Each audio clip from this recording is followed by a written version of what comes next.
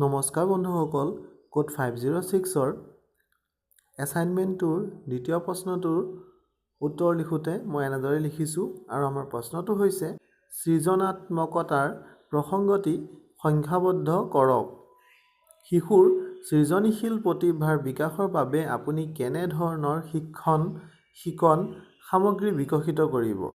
সৃজনাত্মকতাৰ বিকাশৰ ক্ষেত্ৰত যোগাযোগ আৰু তথ্য প্ৰযুক্তিৰ ভূমিকা সম্পৰ্কে আলোচনা কৰক। তেনেহ'লে চাওঁ আহক উত্তৰটো।